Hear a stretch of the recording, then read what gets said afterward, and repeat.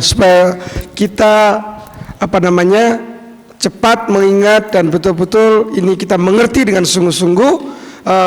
Mari kita sedikit diskusi dengan teman di sampingnya untuk ini, benarkah ini Alkitabiah atau ya hanya meet in para teologis yang nggak ada kerjaan meneliti seperti ini. Tapi paling tidak ini pemahaman kita tentang apa yang kita baca tadi. Kita pelajari dari awal tentang malaikat, ya kan? Kita yakin di dunia ini ada malaikat yang menyertai kita, yang mampukan kita, dan setiap kita hamba-hamba Tuhan. Dan ada rasa kagum dalam pribadi saya, terutama bahkan puluhan tahun sanggup melayani di pedesaan yang mungkin secara manusia tidak mampu. Tetapi Bapak Ibu sekalian telah melewati tahun-tahun itu. Siapa yang mampukan? Kalau ya memang Tuhan, tetapi Tuhan juga mengutus malaikatnya untuk menyertai Bapak Ibu sekalian. Amin. Sekarang saya sering kali diskusi dengan hamba-hamba Tuhan yang sepuh. Kalau sekarang ya hamba Tuhan tinggal pencet handphone. Dulu pakai apa? 30 tahun yang lalu, 20 tahun yang lalu. Sekarang nggak ada sepeda motor aja udah menggerutu. Dulu Alkitab ditaruh di sini, keliling dari desa ke desa. Kadang saya malu sebagai hamba Tuhan muda ya, sedikit banyak menuntut, ini kurang, ini kurang, ini kurang. Tetapi Bapak Ibu sekalian, banyak hamba-hamba Tuhan yang melewati itu semua. Nah ini kita percaya juga penyertaan Tuhan juga melalui malaikatnya yang diutus oleh Tuhan Yesus. Tadi dijelaskan tentang bagaimana orang yang disertai oleh malaikat Tuhan adalah orang-orang yang takut akan Tuhan. Ya kan? Takut akan Tuhan dimulai dari kapan? Sejak kita membuka mata kita, ada rasa kagum terhadap Tuhan buat semua yang Tuhan lakukan bagi kita. Ada rasa syukur. Tadi doa, tidak ada alasan buat kita tidak mengucap syukur kepada Tuhan. Kita tidak meminta dan meminta, tetapi rasa syukur. Tuhan tahu, seperti kitab Matius jelaskan, apalagi Bapamu di surga tahu apa yang menjadi kebutuhan kita, kebutuhan keluarga kita, anak-anak kita, mungkin kesehatan kita juga. Dia mengcover setiap kita. Nah inilah bentuk dari penyertaan Tuhan melalui malaikatnya yang diutus oleh Tuhan. Sebagaimana firman-Nya, Dia mengutus malaikatnya berkemah di sekeliling kita. Amin. Ya.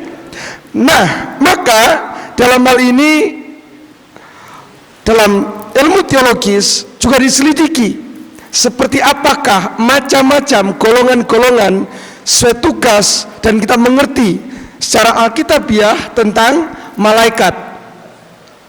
Ya, ini hanya 2 dari 9 tingkatan. Yang pertama adalah kerubim, yang kedua adalah serafim. Kerub sama, hampir mirip dengan serafim. Dan di sini, dan kita lihat juga dalam tabut perjanjian Tuhan, di sana ada juga lambang kerubim dan serafim. Nah, di sana juga artinya malaikat itu adalah orang yang berada di ring kekuasaan dan tahta Allah. Di sana ayat-ayat referensinya ini. Dan Alkitab mencatat pewahyuan atau melihat secara rohani, yaitu dalam Yesaya maupun Yeskiel, kerub dan serafim. Dan luar biasa Alkitab menjelaskan. Nah dari perbedaan ini sudah jelas kita melihat perbedaan secara clear dan detail. Alkitab mencatat, bukan kata Dr. Huang, bukan juga kata ahli yang hebat, tetapi kata kitab suci.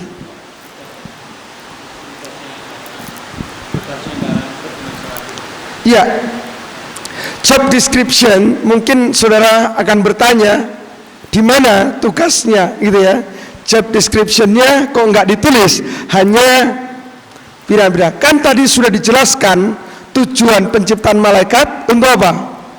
Melayani di seputar tahta Allah dan juga menyertai orang-orang yang takut akan Tuhan. Bukan hanya pendeta, siapapun orang percaya kepada Yesus Kristus yang takut akan Tuhan, itu tugas malaikat adalah menyertai, bahkan menopang dengan tangannya supaya kita tidak terantuk bahaya. Itu kalau bertanya tentang job description-nya. Tapi memang kita berbeda dengan agama yang lain. Ada yang mencabut nyawa, ada yang mematikan listrik, ada yang bertanya dalam kubur. Ya mungkin saya dulu juga belajar begitu, makanya ngelontok banget.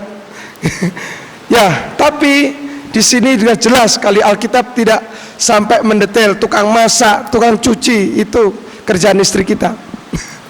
Atau kerjaan mungkin pembantu yang lain. Tetapi Alkitab mencatat secara rohani utamanya adalah menyertai setiap kita orang-orang percaya. Amin. Clear, jelas? Oke. Siap dilanjutkan kembali? Oke. S itu artinya jamak, bukan hanya satu Mikael. Jadi ada banyak malaikat yang termasuk dalam tingkatan Mikael.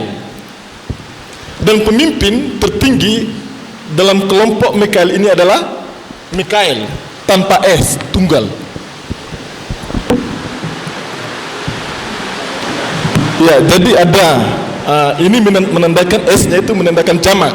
Jadi ada banyak Mikael dalam tingkatan yang ketiga ini, tingkatan malaikat yang ketiga ini, dan pemimpin tertinggi adalah Mikael. Ini satu tanpa S, dan sistem organisasinya sama, piramide. Daniel chapter 10 Daniel pasal 10 verse 13. ayat 13. Daniel 10 ayat 13. Also Jude Dan Yudas 1:9. Yudas 1 ayat 9. And Revelation. No, don't. We don't have a space for it. We have to go 9 all the way. So you put over here. Jude 1:9. Yudas 1 ayat 9. Revelation 12:7. Wahyu 12 ayat 7. Dalam tingkatan malaikat ini, dan pemimpin tertinggi adalah Gabriel tanpa S, tunggal. Continue. Yeah. Sistem organisasinya sama. Nama. Would you come and write down their names? Mari kita buka Kolose 1:16. Karena di dalam Dialah telah diciptakan segala sesuatu yang ada di surga dan yang ada di bumi, yang kelihatan dan yang tidak kelihatan, baik singgasana maupun kerajaan, baik pemerintah maupun penguasa. Segala sesuatu diciptakan oleh Dia dan untuk Dia. Ya, jadi keempat tingkatan malaikat yang terdapat dalam Kolose 1:16 ini adalah yang pertama yaitu singgasana, yang kedua penguasa, kerajaan, yang ketiga pemerintah, dan keempat penguasa. Singgasana. Dan isinya semuanya sama. Ya, malaikat biasa atau malaikat terendah. That's okay. Ya, benar Pak. Matius 26 ayat 53.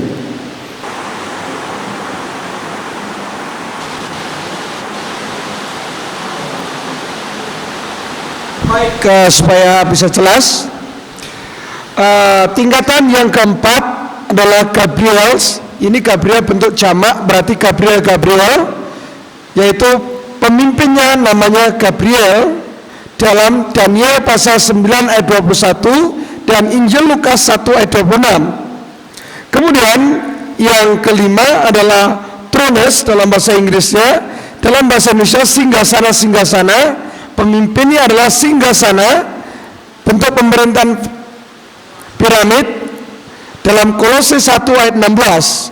Kemudian nomor yang keenam, dominions atau kerajaan-kerajaan, pemimpinnya adalah kerajaan sama dengan Kolose 1 ayat 16. Dan yang ketujuh adalah rulers atau pemerintah-pemerintah, pemimpinnya adalah pemerintah. Sama. 8 adalah otoritas atau authority, penguasa-penguasa, pemimpinnya adalah penguasa dalam Kolose 1:16. Kemudian yang ke-9 adalah host, general angels, general angels, malaikat biasa, kelasnya rendah. Ya, disebut dalam Matius itu mengirim pasukan malaikat pembantu.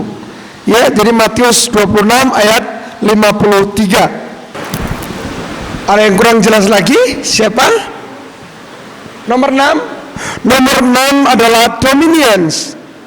Dominions atau kerajaan-kerajaan. Sebagai pemimpinnya adalah kerajaan.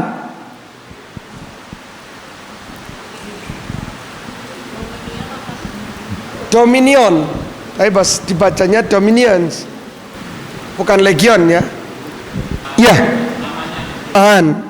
Maka dalam bahasa Yunani, kalau ibu bapak sekalian belajar bahasa Yunani atau juga bahasa Inggris, di sana clear sekali pemisahan-pemisahan kata demi katanya jelas.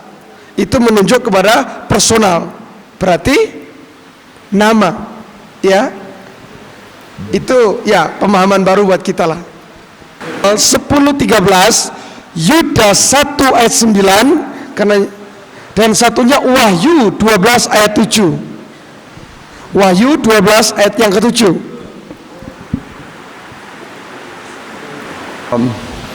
This cherubim and seraphims are located in the throne and nearby throne area.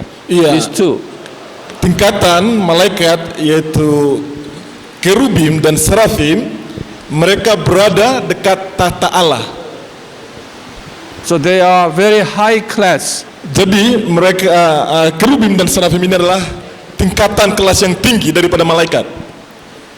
But here Michael is kind of a military. Tapi Mikael ini pelayanannya itu seperti pelayanan dalam bentuk militer.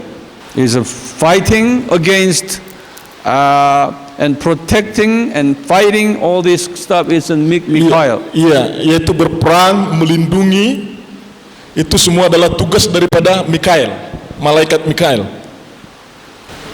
Daniel chapter 10 stories. Iya. Cerita dalam Daniel pasal 10 ayat 13.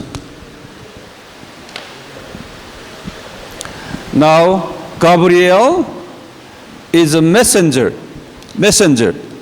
Gabriel adalah malaikat utusan, pembawa pesan.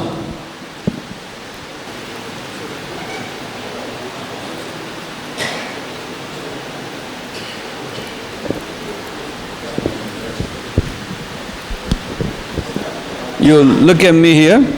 Ya, tolong perhatikan ke sini. This is a Daniel.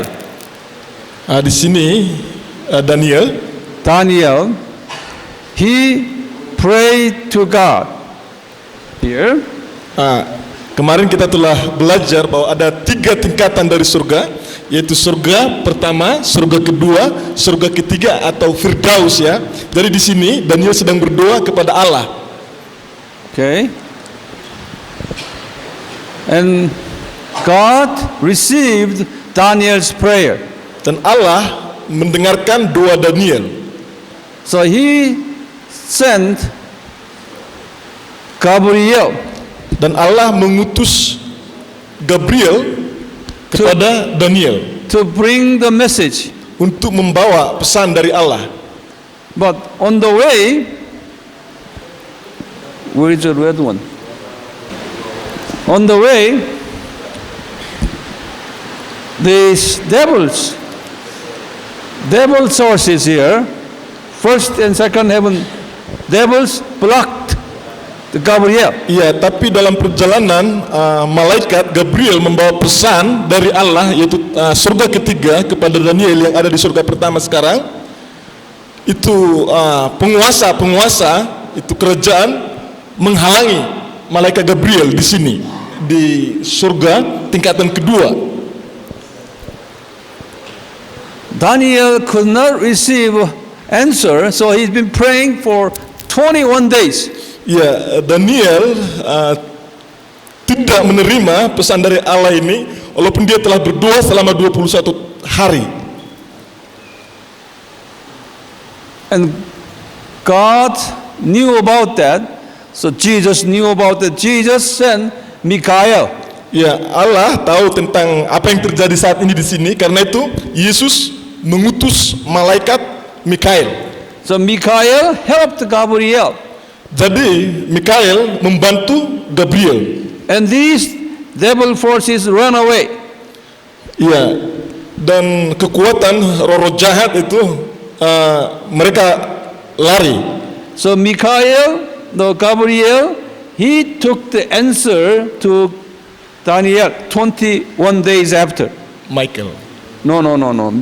Gabriel. Gabriel. Ya, jadi ketika Mikael datang untuk membantu Gabriel, sehingga Gabriel bisa datang kepada Daniel membawa pesan dari Allah.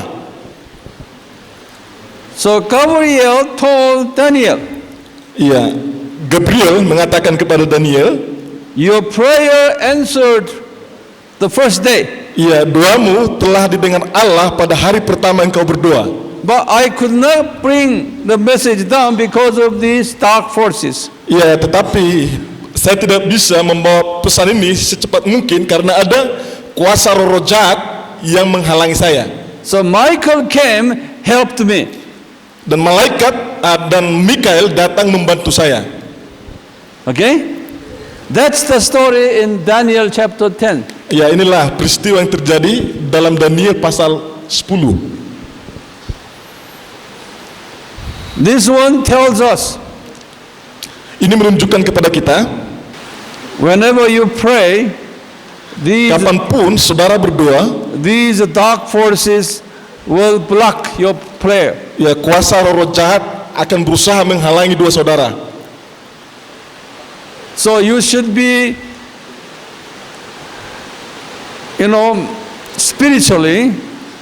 spiritually powerful. Jadi saudara harus kuat secara rohani. If you are the fear of the Lord Christian, Jika saudara adalah orang Kristen yang sungguh-sungguh takut akan Tuhan, then Jesus will send you Michael and Michael's angels. ya maka Yesus akan mengutus malaikat Mikael untuk membantu saudara. So that guardian angel should be the part of the Michael community. Guardian angel. Jadi malaikat penjaga yang tadi dia jelaskan itu sebenarnya adalah termasuk dalam bagian tingkatan kelompok Mikael, kelompok malaikat Mikael. Therefore, we need guardian angel and Michael group. Ya, karena itu kita membutuhkan malaikat penjaga, yaitu kelompok malaikat Mikael ini. But condition is, Tapi syaratnya you know adalah, what condition is. ya saudara sudah tahu, Ya. tadi saya sudah jelaskan, itu syaratnya adalah takut akan Tuhan. When you have that condition, okay, and God will love to hear your prayer. Ya, ketika saudara memiliki hati yang takut akan Tuhan, maka Tuhan akan senang untuk menjawab doa-doa saudara. So always guardian angels will help you and destroying and all these throw away those evil forces so that you are free now. You are fully Malaikat protected. penjaga akan selalu membantu saudara untuk menghancurkan kuasa roh jahat ini, sehingga saudara selalu berada dalam perlindungan malaikat. You pastors, when you have guardian angels with you, whenever you preach and teach, people will not sleepy. Ya, saudara-saudara sebagai pendeta, ketika saudara berkhotbah atau mengajar, maka malaikat Tuhan akan menyertai saudara dan saudara akan memiliki kuasa dalam khotbah dan pengajaran saudara, sehingga orang-orang tidak akan mengantuk ketika mendengar khotbah maupun pengajaran saudara. The guardian angel will give you wisdom what to say. Iya, malaikat penjaga akan memberikan hikmat kepada saudara untuk mengatakan apa yang seharusnya saudara sampaikan. When you stand up before the people, he will give you wisdom. Ya, ketika saudara berdiri di hadapan orang-orang, malaikat akan memberikan hikmat untuk menyampaikan apa yang harus disampaikan. All you only need the Bible. Ya, apa yang saudara perlukan hanyalah firman Tuhan. Today, I only carry the Bible and stand before you and teach you. Ya, kemarin dan hari ini saya berdiri di hadapan saudara, saya hanya membawa Alkitab bersama dengan saya dan saya mengajar saudara sekalian. I haven't seen anyone sleeping. Ya, saya tidak melihat ada yang ngantuk selama 2 hari ini. Why? Kenapa? Guardian angels. Ada malaikat penjaga. You pastors, Saudara sebagai pendeta, when you preach, ketika saudara berkhotbah, you will see some people are sleeping. saudara akan melihat beberapa di antara jemaat itu mengantuk And people are not listening to you. dan jemaat tidak mendengar kepada khotbah saudara. Then you know that you don't have guardian angel. Saudara bisa mengerti bahwa saudara tidak memiliki malaikat penjaga. Any questions on this? Ada pertanyaan? I finish. Okay, let's have a dinner. Malaikat disebut dengan penguasa-penguasa atau pemerintah-pemerintah ataupun juga singgasana-singgasana, ya kan? Sedikit membingungkan kita, mengapa? Karena dalam bahasa aslinya memang sudah jelas ada dominion, ada itu. Dalam bahasa Indonesia tidak ada. Ini yang sedikit merupakan perbedaan kita di dalam pengertian teologis, ya. Namun Bapak sekalian, mengapa disebut penguasa-penguasa di udara? Karena mereka pun tidak memperkenalkan dirinya. Sedangkan di teologi of angel yang pertama, serubim, serafim, Gabriel, Mikael, kenapa mereka memperkenalkan dirinya? Karena itu yang berhubungan dengan Allah dan manusia melalui persekutuan, fellowship. Waktu umat pilihan Allah dan menentukan sebuah negara teokratis, umat pilihan Allah, di sana ada yang disebut imam-imam, nabi-nabi dan raja-raja yang waktu itu terus berhubungan intim dengan Tuhan. Dan para malaikat di poin 1, 2, 3 itu ada di ringnya Tuhan, ring 1 ibaratnya. Nah, itulah yang terus berhubungan dengan kita dan memperkenalkan dirinya sejak zaman perjanjian lama. Sedangkan di poin 4, 5, 6, 7, 8 atau poin 5, 6, 7, 8, mereka tidak memperkenalkan diri. Aku apa? Karena mereka ring yang di luar singgasana, hanya bertugas sebagai pasukan membantu. Kalau disebutnya angkatan darat itu tuh kostrat gitu loh, pasukan cadangan. Nah, kita akan lebih jelas lagi setelah ada perbandingan yang kedua, yaitu komunitas iblis. Siapakah komunitas iblis? Yang notabene adalah kejatuhan malaikat yang jatuh. Nah, malaikat yang jatuh ini pun juga sama. Karena malaikat yang jatuh di dalam firman Tuhan dijelaskan setelah Lucifer jatuh dalam dosa, sepertiga seluruh malaikat mengikuti dia. Sepertiga malaikat, baik itu kerubim, serafim, Michael, Gabriel, pemerintah, singgasana, semuanya juga mengikuti dia. Maka di teologi evangel yang kedua, yaitu disebut dengan komunitas iblis atau komunitas setan. Dalam bahasa Indonesia dan bahasa Inggris ada perbedaan. Dalam bahasa Indonesia jelas sekali, yang tertinggi adalah Satan, bukan setan ya, tapi Satan. Ini Satan ya. Kalau setan banyak, bahkan ada yang mempunyai anak setan kayak gitu ya. Nah, oke, just kidding. Ini bisa dilihat dalam kitab Wahyu pasal 20 ayat 2. Di sana ditulis dengan S huruf kapital besar, Satan. Tetapi pasukan dalam bahasa Inggrisnya yang ke-9 peringkat terendah disebut setan. Dalam bahasa Jawanya demit, mungkin begitu ya. Dulu nenek moyang kita nggak belajar bahasa Inggris, ngertinya cuma sedikit-sedikit. Demons, wah demit yang penak itu. Bilang demon sulit sekali ya.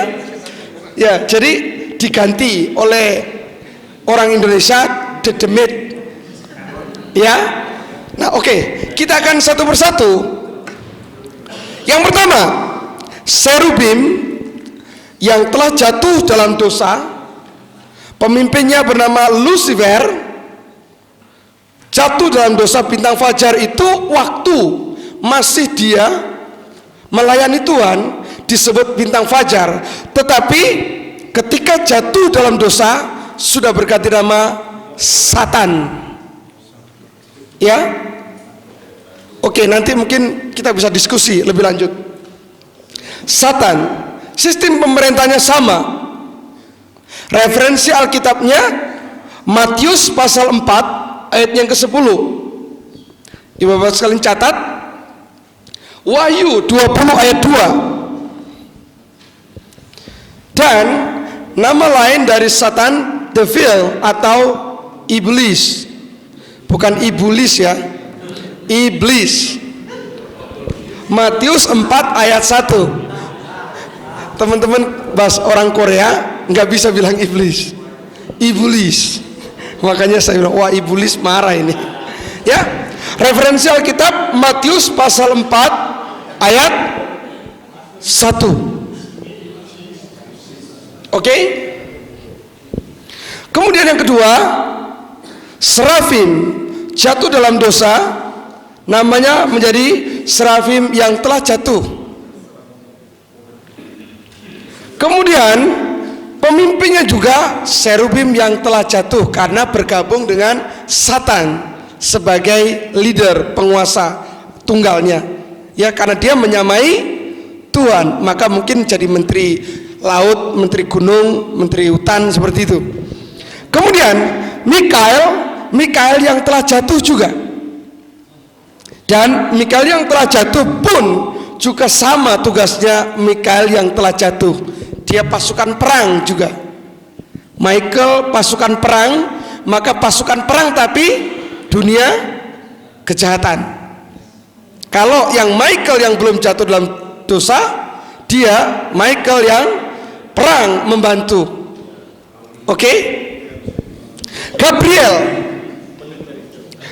yang telah jatuh pun juga ada Gabriel yang telah jatuh, yaitu bertugas memberitakan pesan. Tentunya juga ada wahyu yang benar, juga ada wahyu yang tidak benar. Iya kan? Ada yang melalui mimpi, ya kan? Ngelantur, besok yang keluar nomornya berapa. Itu katanya terima wahyu kan?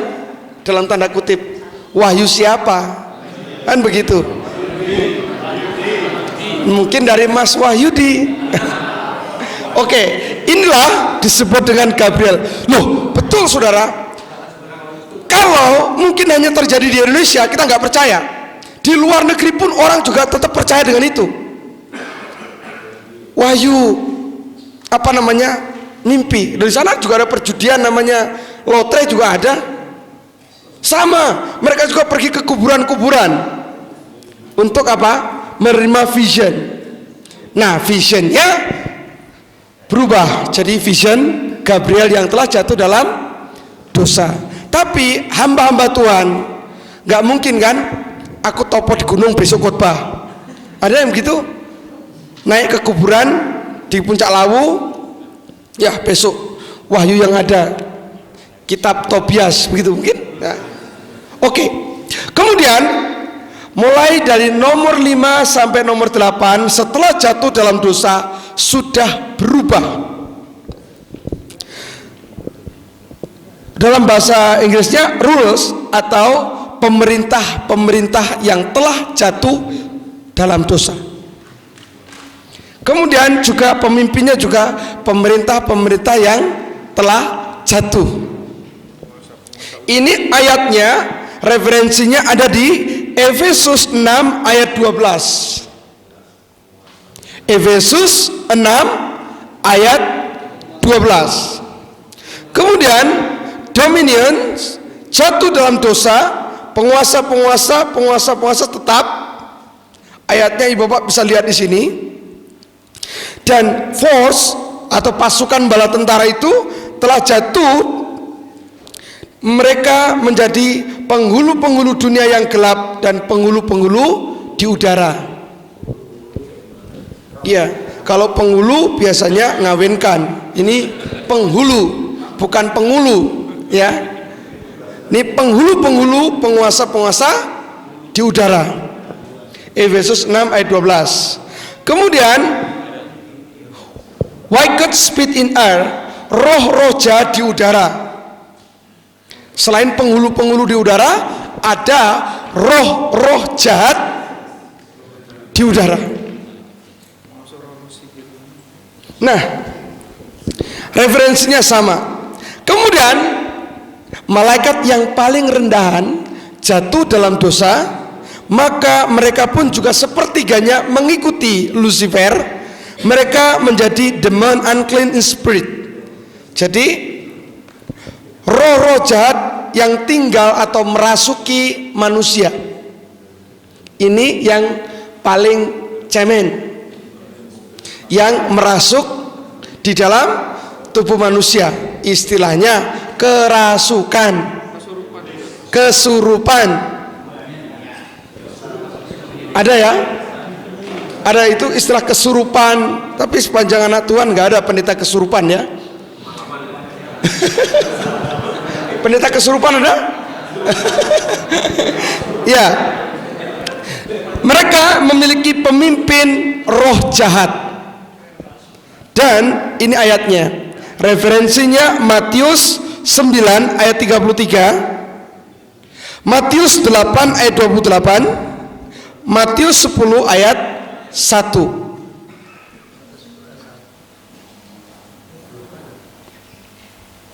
Kemudian mereka berdiam dalam tubuh-tubuh dan jiwa manusia.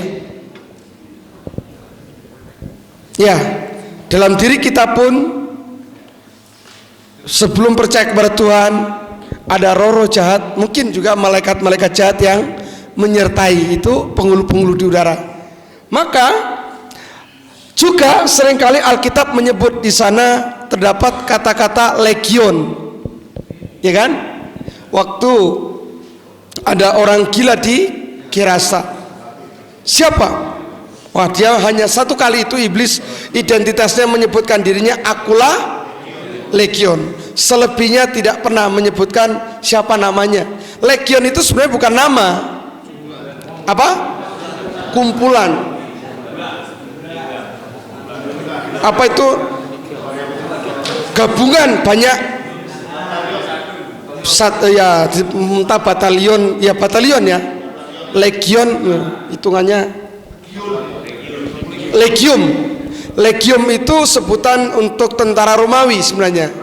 Ya, tentara perang, satu legium, pasukan, satu pasukan itu satu legium. Maka disebut legion karena banyak.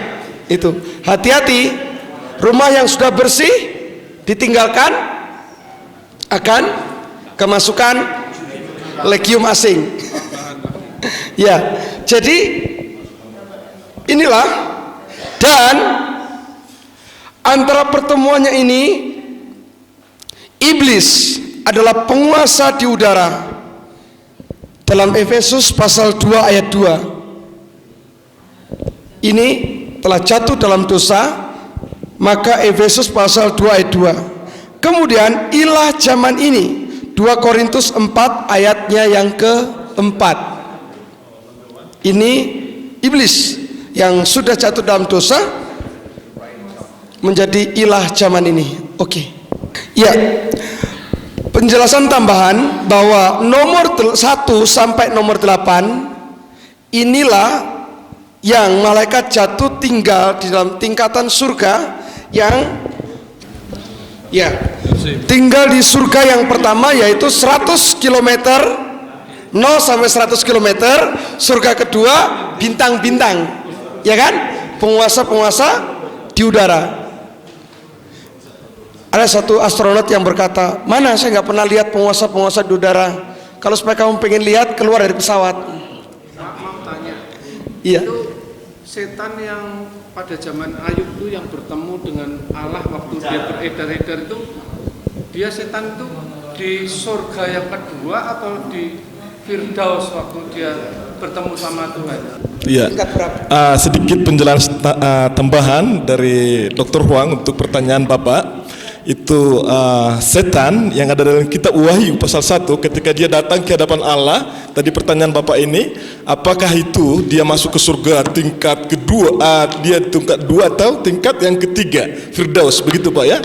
Tadi menurut penjelasan Pak Huang, Allah itu dia bisa tinggal di mana-mana, bisa tinggal di Allah is Jehovah God, that's Jesus. ya kita katakan aja Yesus itu tinggal bisa berdiam di mana-mana ya, di surga pertama, di surga kedua, atau surga ketiga. Jadi dalam kitab Wahyu itu kemungkinan Ayub itu kemungkinan besar waktu itu Yesus bisa saja berada di surga kedua. Setan atau Lucifer dia tidak bisa lagi masuk ke Firdaus atau surga pertama, ketiga, karena dia sudah dicampakkan, dilemparkan dari surga. Jadi dalam kitab Wahyu itu kemungkinan besar itu setan itu bertemu dengan Allah itu di surga kedua. Seperti itu penjelasannya. Ada pengajaran surga yang sekarang tuh iblis pun bisa ke sana katanya. Oh, you say because there is an explanation that even now Satan can enter the third heaven. Some say like that. Ya, menurut beliau setan atau iblis, Lucifer, semua yang telah jatuh ini tidak bisa lagi masuk ke surga atau Firdaus. Itu pengajaran yang salah ya Pak ya? Itu masing-masing mungkin benar, Pak ya. lakum dinukum baliatin, Pak. Iya kan? Tapi menurut penjelasan beliau ya seperti itu, bahwa setan atau Lucifer yang mereka yang telah jatuh tidak bisa lagi masuk ke surga tingkat ketiga atau Firdaus. Satan and his followers cannot work without the permission from God. Jadi Satan dan para pengikutnya tidak bisa bekerja sesuai dengan kemauan mereka ya tanpa izin atau persetujuan dari Allah. Jadi Allah yang tetap mengontrol, walaupun mereka telah jatuh, Allah yang tetap mengontrol mereka. Because these evil forces, Satan's and followers, they were fallen by the permission of God. Iya, karena iblis dan roh jahat ini dan semua pengikutnya mereka jatuh itu di bawah persetujuan Allah. Therefore, they work toward the training God's children. Karena itu para roh jahat yang telah jatuh ini itu mereka melatih anak-anak Allah yang kita yang tinggal di dunia ini juga supaya kita boleh semakin bersandar Tuhan, dimurnikan. Kita sudah belajar tentang the essence of Christianity atau intisari dari kekristenan. Sekiranya pengajaran ini bukan hanya untuk diri kita, tetapi sebagaimana tugas dan panggilan kita sebagai murid Tuhan Yesus, kita punya mandat untuk mengajar mereka sesuai dengan pengajaran yang baru kita dengar tadi. Saya yakin dan percaya akan ada banyak jiwa yang datang pada Tuhan dan hidup kita akan semakin berkati. Terima kasih, Tuhan memberkati.